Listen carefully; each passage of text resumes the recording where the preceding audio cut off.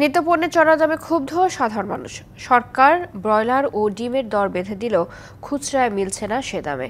শুল্ক সমন্বয় করার পরও আলু আর পেঁয়াজের দাম কমেছে সামান্যই। মাংস ও জাতীয় মাছ ইলিশ যেন নিম্ন আয়ের মানুষের কল্পনার বাইরে। ক্রেতাদের অভিযোগ, বাজারে কোনো নজরদারি নেই। গেল সপ্তাহে ব্রয়লার, সোনালী মুরগি ও ডিমের সর্বোচ্চ খুচরা মূল্য বেঁধে দেয় সরকার, কিন্তু ডিম ও ব্রয়লারের দাম বাজারে এখনও চড়া। বিক্রেতারা বলছেন, সরকার বেঁধে দেয়া দরে পাইকারিতেই মিলছে না। আমরা তো কিনতেও পারি না 144 টাকা, এর থেকে বেশি দিয়ে কিনতে হয়। না, কার্যকর হয়নি এখন পর্যন্ত। 160 ব্রয়লারটা আমরা বিক্রি করতেছি 190, আর ডিমটা 160 টাকা ধরছে। দামের লাগাম টানতে পেঁয়াজ ও আলুর শুল্কও সমন্বয় করেছিল সরকার, কিন্তু তারও তেমন কোনো প্রভাব নেই বাজারে।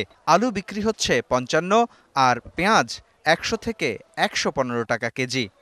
দেশি ইন্ডিয়ান হলো 100 টাকা কেজি, দেশি হাইব্রিড হলো 105 টাকা কেজি। ভারত থেকে পেঁয়াজ আসতেছে, সো ওখানে দেখলাম 35 টাকা 40 টাকা পাইকারি।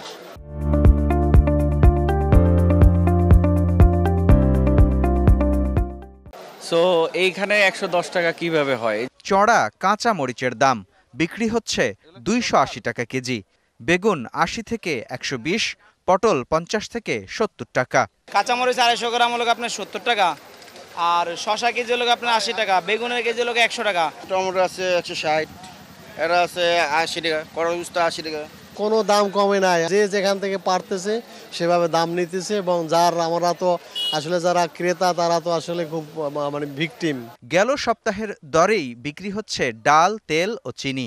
তেল আমরা 5 লিটার বিক্রি করতেছি 810 টাকা, মুসুর ডালটা 125 টাকা বিক্রি করতেছি। খুচরা বাজারে সরু চাল মানভেদে 70 থেকে 80, আর মধ্যম মানের বিয়ার 28 চাল কেজিতে 2 টাকা কমে হয়েছে 58 থেকে 60 টাকা।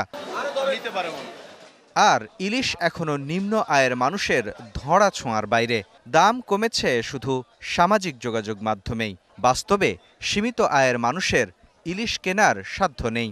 এখন তো কেজি এক কেজি সাইজের গুলো 1700-1800। বিজুকের দাম কম 1200-1100, সেটা শূন্য আসি, কিন্তু এখানে দেখি 1800। ক্রয় ক্ষমতার মধ্যে থাকতে হবে, তাহলে সবাই কিনতে পারবে। একই অবস্থা মাংসের দামেও। খাসির মাংস 1150 আর গরুর মাংস 700 থেকে 750 টাকা কেজি। মুস্তফা মাহবুব, ডিবিসি নিউজ, ঢাকা।